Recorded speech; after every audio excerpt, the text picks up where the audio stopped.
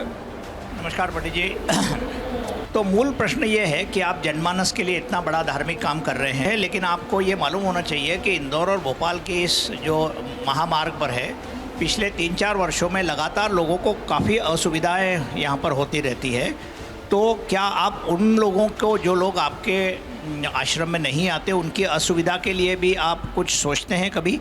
क्योंकि ये लगातार आपके ऊपर ये आरोप भी लगता है कि आप इस कर्मकांड के चलते बाकी की जो बाहर की दुनिया है उसकी जो असुविधाएं, मुख्य रूप से आपको याद होगा 12-14 घंटे हाईवे जाम रहा, इस तरीके से बहुत सारी, आज भी हम बाहर लोगों को देख रहे हैं, बहुत असुविधाएं, आसपास के खेतों में लोग वो कर रहे हैं। तो इसका क्या आपके पास में उपाय है जिससे लोगों को कम से कम कष्ट हो? कोई मुसलमान से जाकर पूछा कि हुर्स बराता है तो कितनों का असुविधा होती है? केवल हमसे ही क्यों पूछा जाता है? क्या असुविधा केवल सनातनी को क्यों हो रही है? कभी किसी मुसलमान के पास जाओ, हुर्स बराता है, लाखों लोग आते हैं, रेलवे स्टेशन जाम हो जाता है, बस स्टैंड जाम हो जाता है, गाड़ियाँ रुक जाती हैं, थम जाती हैं, अच्छे अच्छे वाहन घर से नहीं निकल पाते हैं। कभी प्रश्न उनसे भी तो करना चाहिए आपको। तो क्या आप असुविधा को सपोर्ट कर रहे हैं? कुबेरेश्वर धाम अगर यहाँ जाम लगा है तो आने वाले समय में प्रशासन ने उसकी देखरेख कर कर पूरे जामों को खोला है। असुविधा दूसरा नहीं दे रहा है, असुविधा हमको जल्दी जाना है, हमको जल्दी जाना है, हमको जल्दी जाना है। असुविधा हम स्वयं पैदा कर रहे हैं। कोई दूसरा या कोई मठ या मंदिर या सनातन कभी किसी को असुविधा नहीं देता। यहाँ तो सबकी शांति और स्नेहता की बात करी जाती है सनातन। देखिए, ये बहुत ही अच्छा दृश्य मैं चाहूँगा कैमरामैन दिखाएं। माता जी बैठी हुई हैं, पंडित ये प्रदीप मिश्रा की माता जी वहाँ पर मौजूद हैं, और जब वो बातें कह रहे हैं बड़े ही गर्व से, ध्यान से वो भी सुन रही हैं।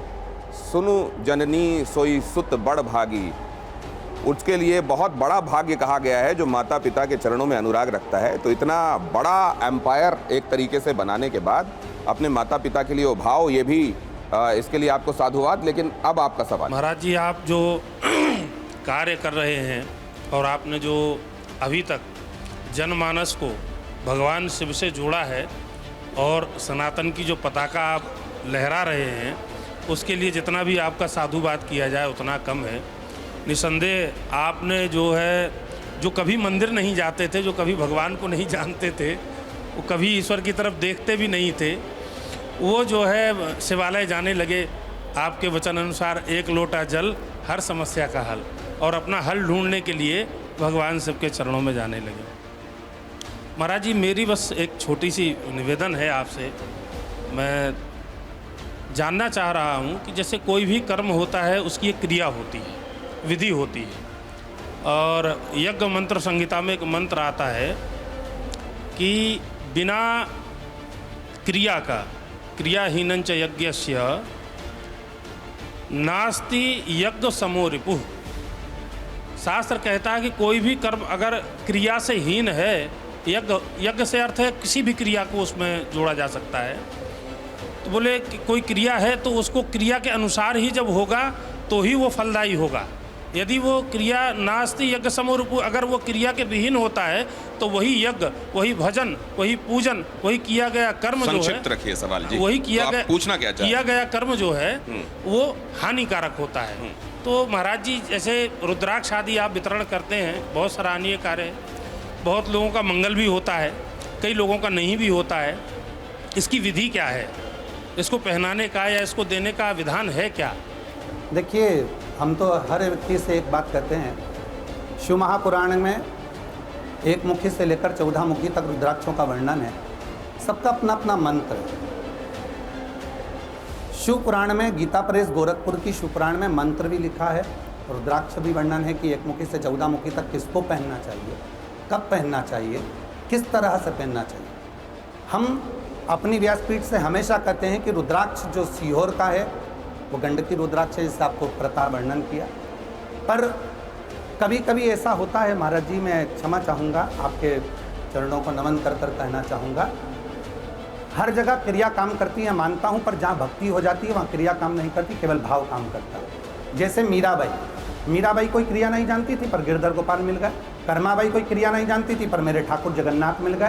नामदेव तुकाराम जी कोई क्रिया नहीं जानते थे, उनको हरि मिठल पांडुरंगा मिल गए। स्वयं रामकृष्ण परमहंसी जी कोई क्रिया नहीं जानते थे, उन्हें जगत जननी आकर गोदी में सिर रखती थी। तो ऐसा जहाँ पर भाव हो जाता है, भक्ति हो जाती है, वहाँ फिर क्रिया काम नहीं करती। जब आप अपनी बातें बताते हैं रुद्राक्ष के संदर्भ में, इलाज के संदर्भ में, वो लकवा हो, कैंसर हो, दुस्साध्य बीमारियां हो, तो इन बारीक चीज़ों का भी ध्यान रखते हैं क्या?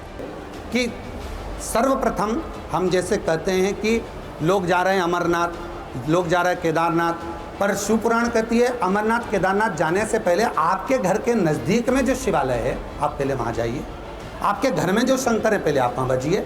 आप बड़े बड़े गुरुजी के तो पाँव छूने के लिए चले जाते हो और घर में बुजुर्ग माँ बाप बैठे हैं, आप उनके चरण ही नहीं छू पाते। ये शिवपुराण कहती है कि आप पहले अपने घर में अपने माँ बाप का आदर करो। अपने घर में जो शिवलिंग है, प्राथमिक चिकित्सा केंद्र है, शिवलिंग मतलब प्राथमिक चिकित्सा केंद्र, उस पर जल चढ़ा लो।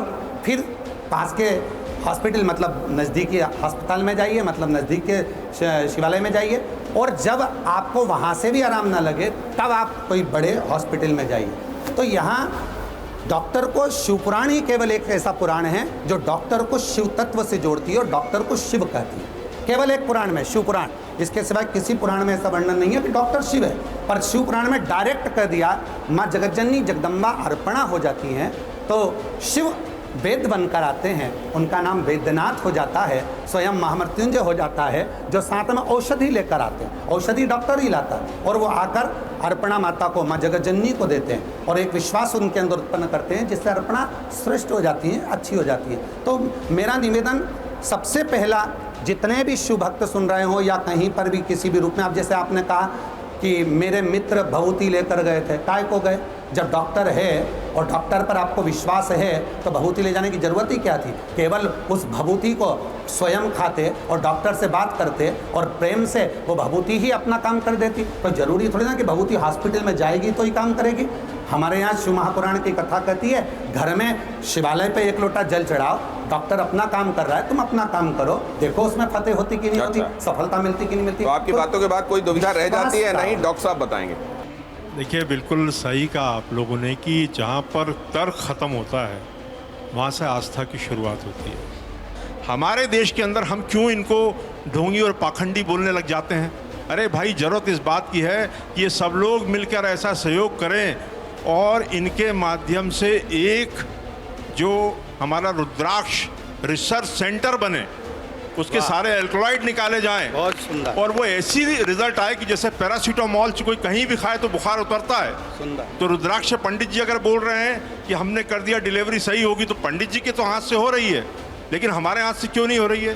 तो ये पंडित जी का दायित्व है, तो ऐसा है कि एक रुद्राक्ष रिसर्च सेंटर बने, इन सब चीज़ों का प्रमाणीकरण हो, ताकि हम गर्व से ये कह सकें कि नहीं, पंडित जी ने जो किया है इसको आज यहाँ भी सही होता है और ये अमेरिका में भी इलाज लोगे तो भी सही होगा।